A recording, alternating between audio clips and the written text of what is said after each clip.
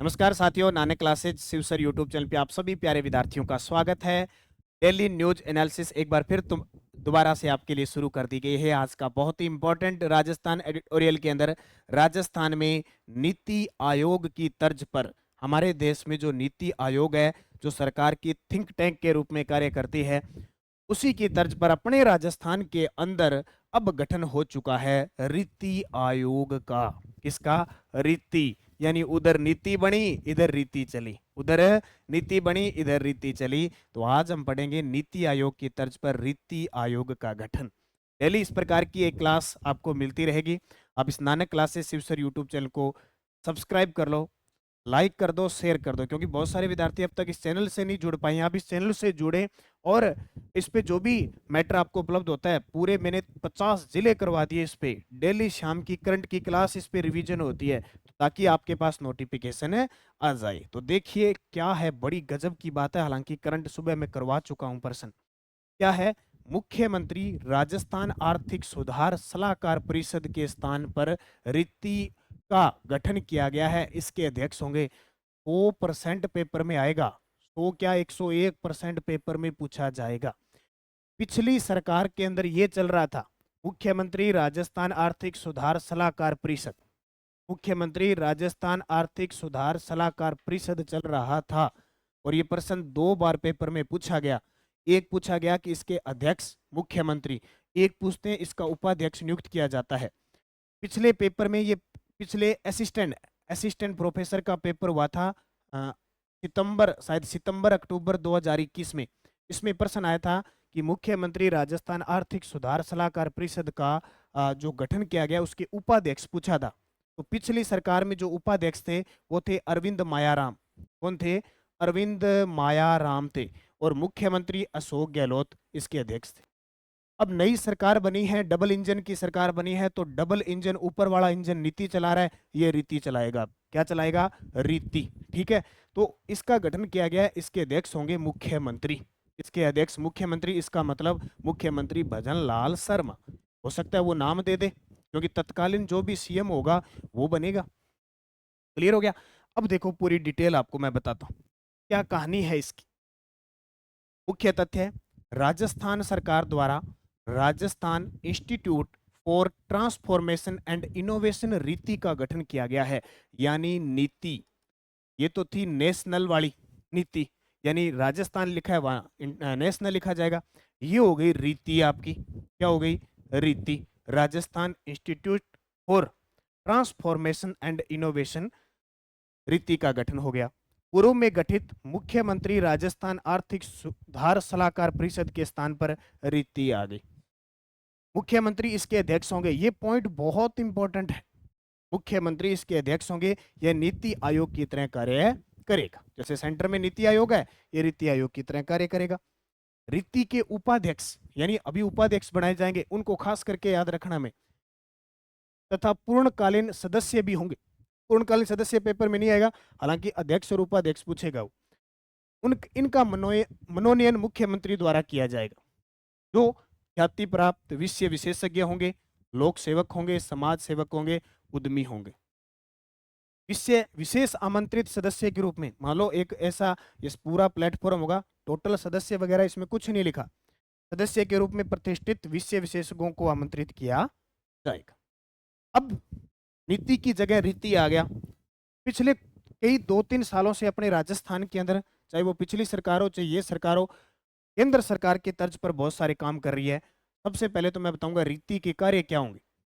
विभिन्न क्षेत्रों में राज्य के विकास के लिए नीति तैयार करके सुझाव देना, विकसित राजस्थान 2047 का निर्माण करना और नीति निर्धारण करना, राज्य सरकार द्वारा संचालित योजनाओं कार्यक्रमों की क्रियान्विति की समीक्षा कर उसमें सुधार के लिए सुझाव, देश विदेश में सफल नीतियों का अध्ययन कर राज्य में लागू किए जाने के संबंध में सुझाव देना आदि कार्य रीति द्वारा किया जाएगा। यानी सीधी सी बात है, सरकार के सारे जितने भी काम है, योजना क्रियान्वयन करना, एक थिंक टैंक के रूप में कार्य ये करेगा।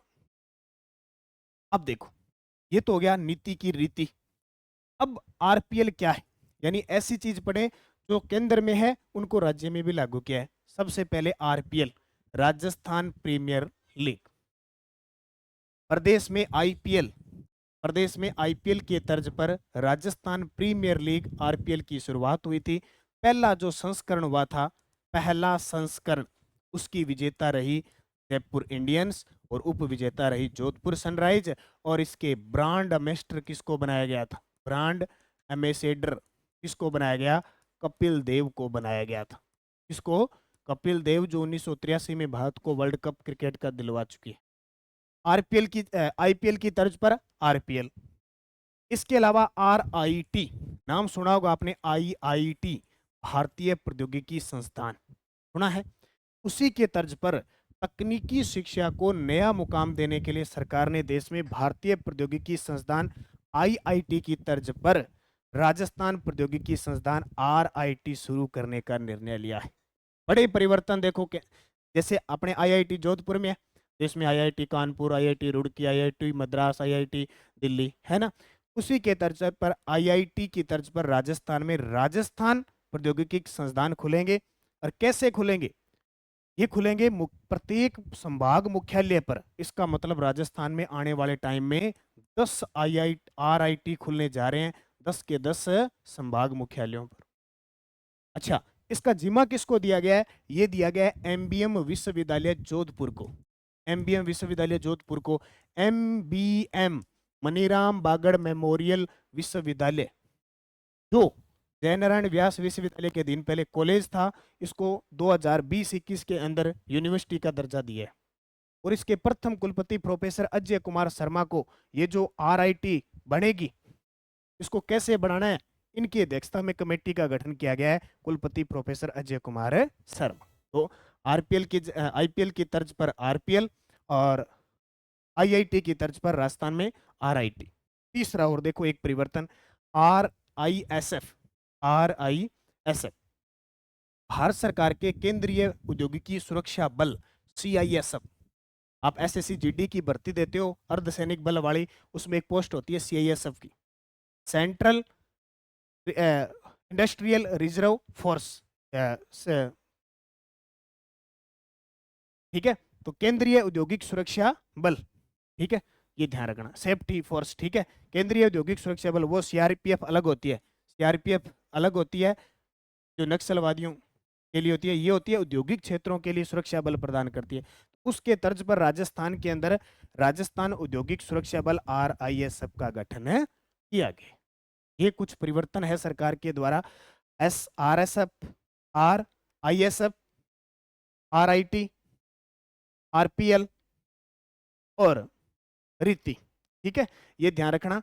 और इस चैनल को सब्सक्राइब कर लो ताकि आपके पास ये क्लासें मिलते रहें। बाकी आप राजस्थान करंट अफेयर्स की टेस्ट सीरीज से जुड़े, नानक क्लासेज ऐप डाउनलोड करके, इसमें जनवरी से दिसंबर 2024 का करंट प्लस 23 का फ्री मिल रहा है।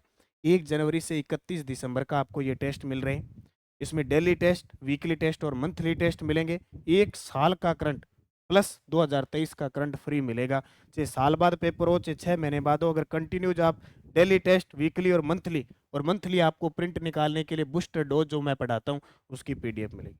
ज्वाइन कर लो नानक क्लासेज ऐप डाउनलोड करके टेस्ट सीरीज। देखो पढ़ना अपने को पड़ेगा। और करंट एक ऐसी चीज है, आपकी सिलेक्शन, आपका सिलेक्शन 100% करवाती है। आप कहते हो ना 1 नंबर से रह गया, 2 नंबर से, आधे नंबर से, जिस विद्यार्थी का करंट मजबूत है, जिसने करंट के क्वेश्चन सही कर लिए, बाकी सबसे लेट लेगा। कोई भी एग्जाम हो, हर में एक रामबाण औषधि है करंट। बस शर्त यह है कि आप इसको कंटिन्यू पढ़ना पड़ेगा, फिर आप सफल होंगे। तो धन्यवाद, जय हिंद, जय भारत।